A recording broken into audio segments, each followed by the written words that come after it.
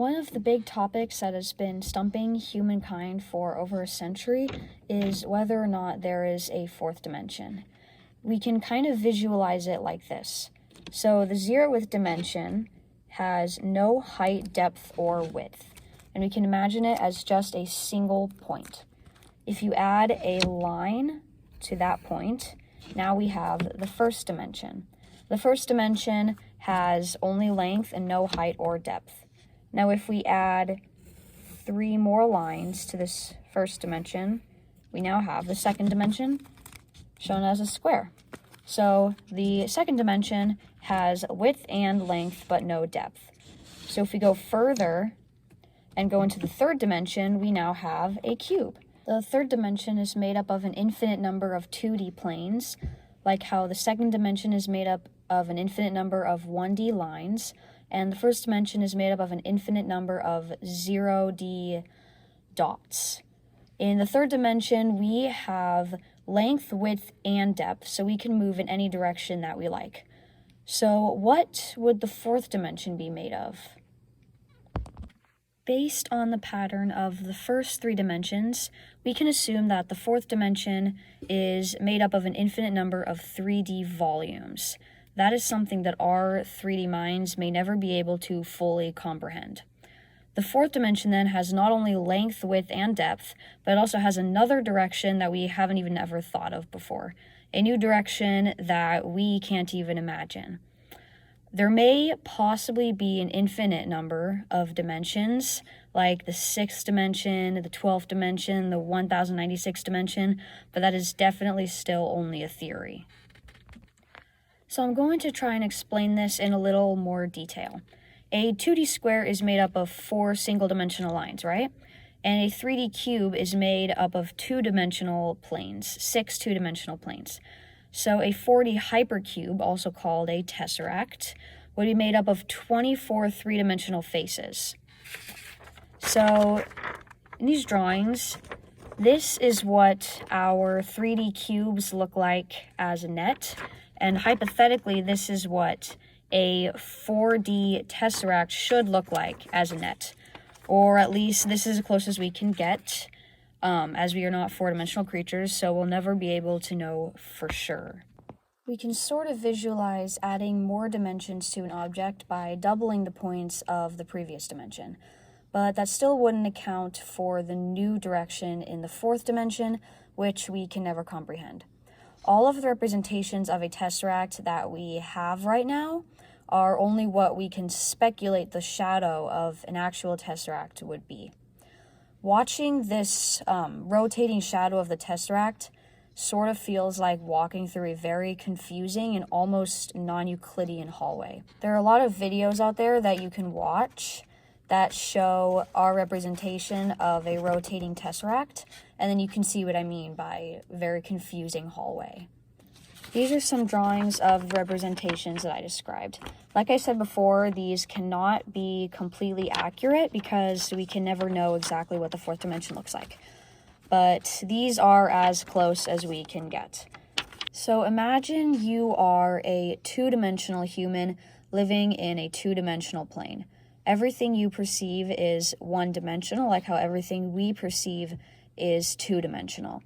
Now imagine the second dimension as a flat, transparent wall that we as 3D humans are passing objects through back and forth. If a 3D human were to bring a 3D object into the second dimension, the 2D creature would only be able to see a small 2D slice of that object. So if you had a sphere and you were passing it through the second dimension, the second dimensional creature would only see a circle seemingly growing and shrinking as you move it through the second dimension. It would also look like it was floating in midair at times, when really it is just a portion of the sphere inside the second dimension, entering it and leaving it. Our objects would seem to be defying the laws of physics to the 2-dimensional creatures. Now imagine you had another object, like this cube right here, and you were passing it through the second dimension and just knocking it around. The 2D human would only be able to see little fractions of the cube as it is knocked in and out of the 2D plane. If our 3D object got knocked out of the plane, it would seem to disappear to the 2D humans.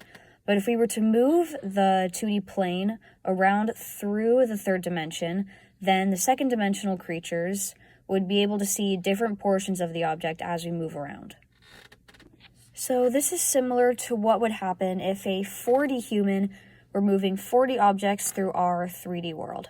While two-dimensional creatures can only see a 2D cross-section of the three-dimensional world, we, as three-dimensional creatures, can only see a cross-section of the fourth-dimensional world. In the second dimension, the slices of 3D objects being moved around look 2D to the 2D observers. So in the third dimension, the slices of the 4D objects being moved around look 3D to the 3D observers. The 4D humans would be moving their objects around, and in our dimension, all we would see are slices of that object that we can perceive in 3D. Like if a tesseract were being moved around in the fourth dimension, we would see a strange three-dimensional cube appearing and disappearing and changing shape and sometimes floating.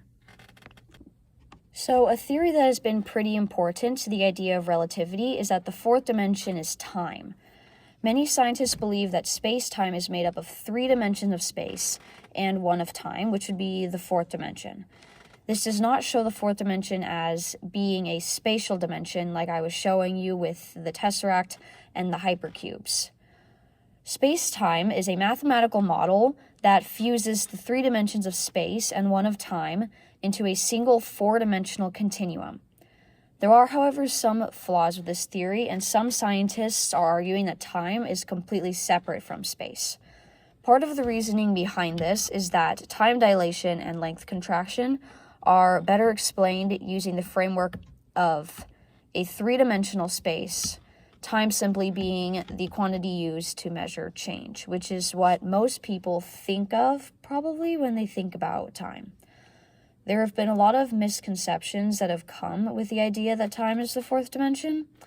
A lot of time dilation experiments have been done that have supported the theory of special relativity, but not always the theory of space-time or length contraction. Time does run at slower speeds, but some scientists argue that we can better explain this using the relative velocity between the 2 reference frames. And then some also argue that the universe is made up of 3 spatial dimensions and 1 time dimension, but that there is also a spatial fourth dimension at the same time. Scientists wonder all the time about whether or not life could exist in the fourth dimension.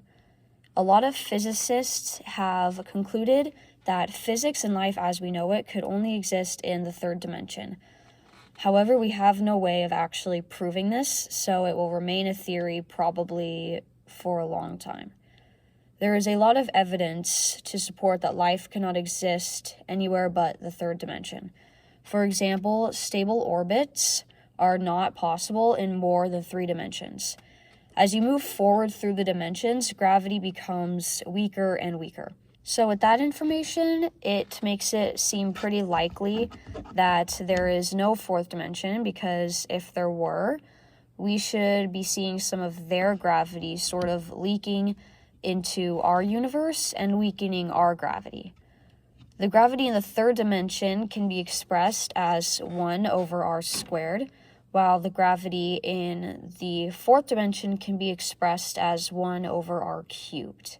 So if the fourth dimension does in fact exist, and if any higher dimensions exist, then they would have to exist on an extremely small scale, as small as Planck lengths.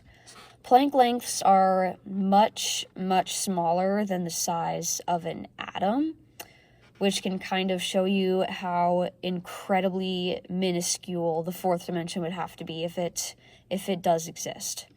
If we were to compare a Planck length with the size of an atom, it would be like comparing a tree to the size of the observable universe. So life can most likely not exist in the fourth dimension, But like I said, we have no way of proving that for sure. We can only speculate based on how little we know. We have a lot more information on the fourth dimension and even higher dimensions that I didn't mention in this video. So if you would like to learn more, then I would definitely recommend looking for other videos from more experienced people and more professional channels, because there's a lot of information out there.